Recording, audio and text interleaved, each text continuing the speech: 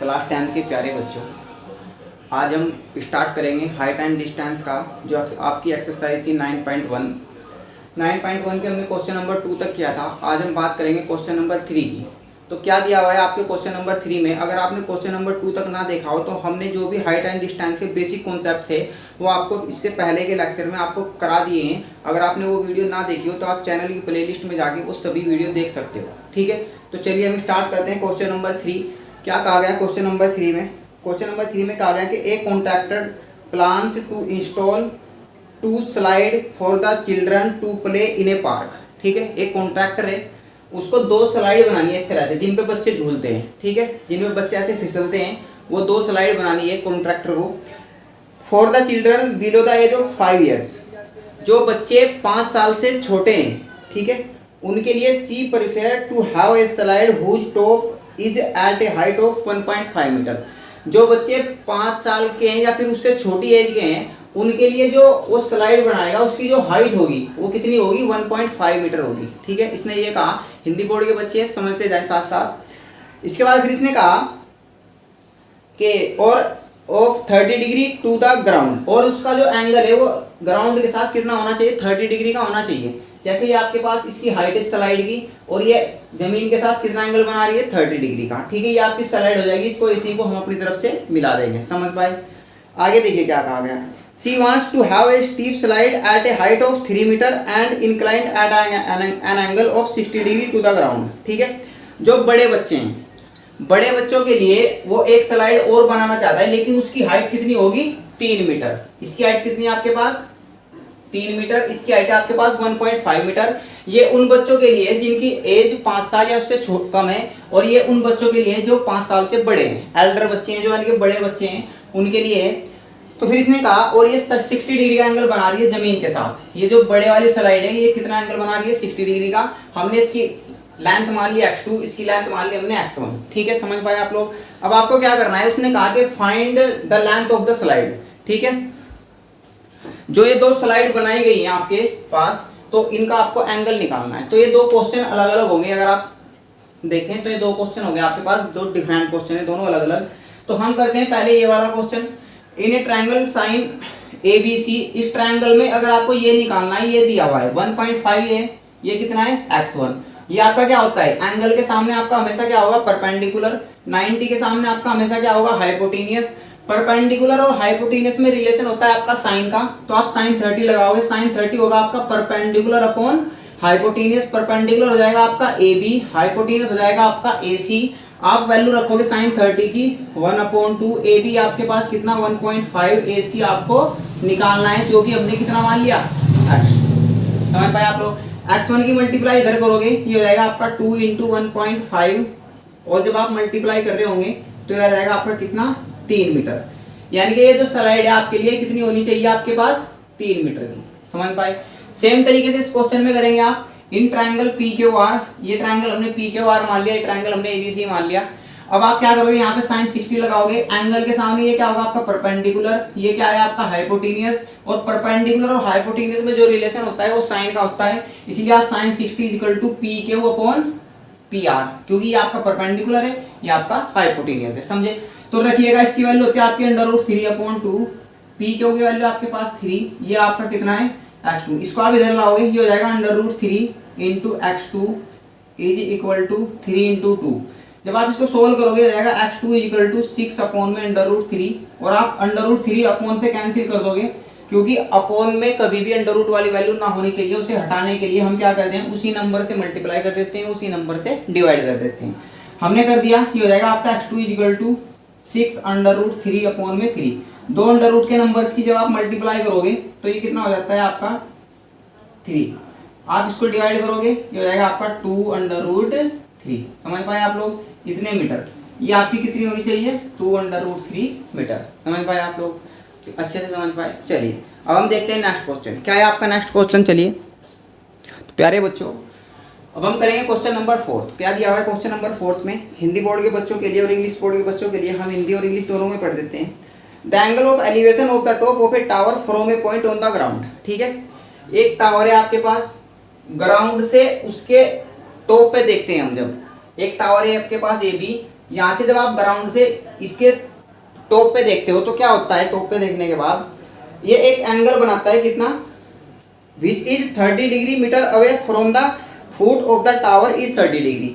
जो टावर का फुट है यहाँ पे, ये आपका पैर है जो इसका टावर का, इसके पैर से 30 डिग्री की डिस्टेंस पे, यानी कि 30 मीटर की दूरी पे जो यहाँ से एंगल बनाता है वो कितना बनाता है, 30 डिग्री का। समझ पाए आप लोग। एक टावर है आपके पास ए बी, इसके पैर से यानी कि इसके फुट से 30 मीटर इधर चलने पर जब आप ऊपर की तरफ को देखते हो तो यहाँ पे ये एंगल बना रहा है कितना, 30 डिग्री का। तो इसने कहा find the height of the tower. ठीक है, हमने लेट कर ली कि जो हाइट है आपके टावर की वो कितनी है, एच है। आपके पास ए बी एच है, बी सी कितना है, 30 है। Triangle in A B C आपको निकालना है एच। ये होता है आपका क्या, परपेंडिकुलर, आपको पता होगा ये आपका बेस होता है। परपेंडिकुलर और बेस में जो रिलेशन होता है वो tan का होता है। तो आप यहाँ पे क्या लगाओगे, tan 30। tan 30 होता है आपका 1/√3। tan 30 की वैल्यू हो जाएगी आपकी ए बी क्या है आपका, एंगल के सामने आपका परपेंडिकुलर होगा तो ये हो जाएगा आपका ए बी, ये हो जाएगा आपका बी सी। यहाँ पे आप वैल्यू रखोगे, ए बी की वैल्यू आपके पास कितनी है एच, बी सी की वैल्यू कितनी है आपके पास 30। और जब आप हाइट निकाल रहे होंगे इसकी मल्टीप्लाई आप इधर करोगे, इसको ऐसे कर लो आप, ये हो जाएगा आपका कितना 30 इज इक्वल टू h√3, 30/√3 हो जाएगा। ये √3 से आप ऊपर मल्टीप्लाई कर दोगे, √3 से नीचे, क्योंकि अंडर रूट का नंबर कभी भी अपोन में नहीं रहना चाहिए। ठीक है, ये हो जाएगा आपका 30√3/3। जब आप डिवाइड करोगे ये tan हो जाएगा, तो ये आ जाएगा tan√3 और आपके क्वेश्चन का आंसर आ जाएगा। समझ पाए आप लोग। तो जो टावर की हाइट होगी वो कितनी आ जाएगी आपकी, tan√3। उम्मीद है कि आप इस क्वेश्चन को समझ पाए होंगे। करते हैं नेक्स्ट क्वेश्चन। क्या है आपका नेक्स्ट क्वेश्चन, चलिए देखते हैं। तो प्यारे बच्चों, ये आपका क्वेश्चन नंबर 5। क्वेश्चन नंबर 5 में क्या कहा गया, हम पढ़ देते हैं आपके लिए क्वेश्चन।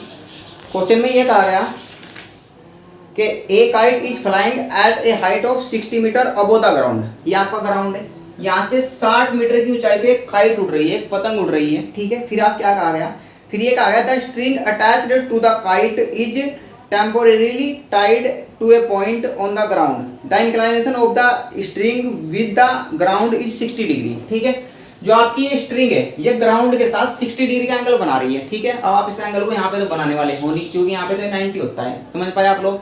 ये जो आपकी काइट है, जो इसकी ये स्ट्रिंग है इस तरह से होती है आपकी स्ट्रिंग। ये स्ट्रिंग आपके ग्राउंड के साथ 60 डिग्री का एंगल बना रही है। फिर इसने क्या कहा, फिर इसने कहा find the length of the string assuming that there is no slack in the string. ठीक है, आपको स्ट्रिंग की लेंथ निकालनी है। ये स्ट्रिंग की लेंथ है, इसको हमने नाम दे दिया एल। आपको स्ट्रिंग की लेंथ निकालनी है तो आप क्या लिखोगे यहाँ पे, A B is equal to कितना है आपके पास 60 और ए सी आपको निकालना है। ठीक है, ये आपकी स्ट्रिंग है, स्ट्रिंग लेंथ। तो स्ट्रिंग लेंथ आपको निकालनी है, तो आप कैसे निकाल रहे होंगे। अब आप एक बार बताइए, एंगल के सामने ये क्या है आपका परपेंडिकुलर, ये क्या है आपका हाइपोटेन्यूस। तो परपेंडिकुलर और हाइपोटेन्यूस में आपको एक रिलेशन लगाना है, और परपेंडिकुलर और हाइपोटेन्यूस में जो रिलेशन होता है वो आपका साइन का होता है। तो साइन 60 लगाओगे आप, क्योंकि यहाँ पे एंगल कितना बना हुआ है 60 डिग्री। साइन होता है किसके इक्वल, परपेंडिकुलर। परपेंडिकुलर क्या है यहाँ पे ए बी, हाइपोटेन्यूस क्या है यहाँ पे ए सी। ठीक है, आपको ए सी निकालना है। साइन 60 होता है आपका √3/2। ए बी कितना है आपके पास 60, ए सी हमने क्या दिया एल। ठीक है, क्रॉस मल्टीप्लाई करोगे आप लोग, ये हो जाएगा आपका √3 × L इज इक्वल टू 60 × 2। तो L की वैल्यू आ जाएगी आपकी, ये हो जाएगा आपका 120 अपॉन में √3 और L सॉरी √3 हो जाएगा। √3 से आप मल्टीप्लाई कर दोगे, इसी से डिवाइड, तो ये कितना आ जाएगा आपके पास 120 √3 अपॉन में कितना 3। 3 से आप डिवाइड करोगे ये 40 हो जाएगा, तो ये आ जाएगा आपका 40 √3। समझ पाए आप लोग। 3 चौक 12, ये 40 आ जाएगा आपका, 40 आ जाएगा 40 √3। इतनी मीटर आपकी जो स्ट्रिंग है, यानी कि जो आपकी डोर है पतंग की, उसकी लंबाई है। समझ पाए आप लोग। चलिए करते हैं नेक्स्ट क्वेश्चन। क्या है आपका नेक्स्ट क्वेश्चन, चलिए देखिए। तो कला बच्चों, ये आपका है क्वेश्चन नंबर 6। बहुत ही प्यारा क्वेश्चन है, बहुत ही अच्छा क्वेश्चन है आपके एग्जाम के पॉइंट ऑफ व्यू से। चलिए देखिए क्या कहा गया क्वेश्चन में।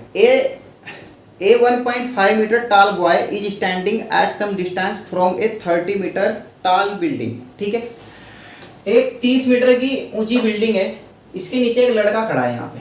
ठीक है, वो यहाँ पे है, एक लड़का यहाँ पे खड़ा है। एक 30 मीटर की ये पूरी बिल्डिंग है, ये हाइट जो है ये आपके बॉय की हाइट है, ये जो पी बी है ये आपके लड़के की हाइट है, जो 1.5 मीटर का हाइट का जो लड़का है वो यहाँ पे खड़ा है यहाँ पे, ठीक है। जितनी ये होगी इतनी ये होगी, इसलिए हमने इसको बोल दिया यहाँ पे आपका बॉय खड़ा है, ठीक है। फिर इसने क्या कहा, फिर इसने कहा क्वेश्चन में कि the angle of elevation from his eye to the top, उसकी आंख से और उसके टॉप पे जो एंगल बनेगा एलिवेशन, जब आप नीचे से ऊपर की तरफ को देखते हो तो आपका एलिवेशन एंगल बनता है जिसको हम हिंदी में बोलते हैं उन्नयन कोण, ठीक है।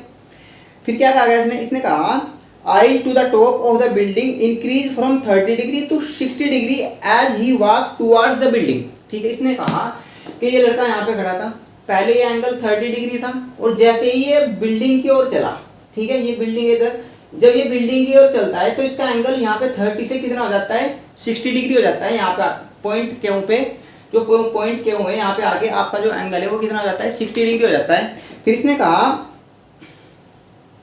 Building find the distance he walked toward the building, इसने कहा कि वो डिस्टेंस निकालनी है आपको जो इसने बिल्डिंग की ओर चली। तो कितनी डिस्टेंस चला है यहाँ से, पॉइंट आर पे जाए और पॉइंट क्यू पे आने पे इसका जो एंगल है वो कितना हो गया 60 डिग्री। तो उस बीच में ये जो डिस्टेंस चला वो कितनी चला आर क्यू, समझ पाए बच्चों आप लोग।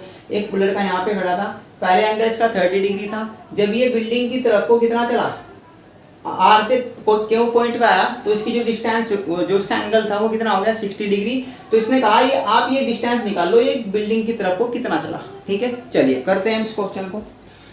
तो कैसे करेंगे आप, पहले आप ऐसे करेंगे कि AP equal to PB minus K, आप पहले ये हाइट निकाल लोगे AP की हाइट जब आप निकाल रहे होंगे तो कंप्लीट आपके पास ये 30 है, इस 30 में से आप ये लड़के की हाइट यहाँ से माइनस कर दोगे तो आपके पास ये जो AP बचेगी वो कितनी बचेगी 28.5।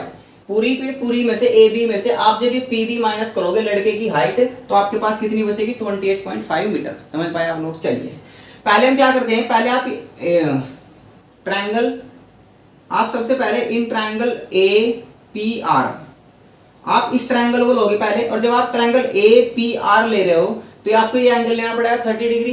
तो जब आप एंगल 30 लोगे तो आप इसमें लगाओगे tan 30 आपका किसके इक्वल होता है, ये आपका एंगल है, इसके सामने आपका परपेंडिकुलर होगा, परपेंडिकुलर क्या है यहाँ पे AP, तो परपेंडिकुलर हो जाएगा आपका AP और बेस कितना है यहाँ पे आपका P और ये क्या है R, तो ये हो जाएगा आपका PR, समझ पाए आप लोग।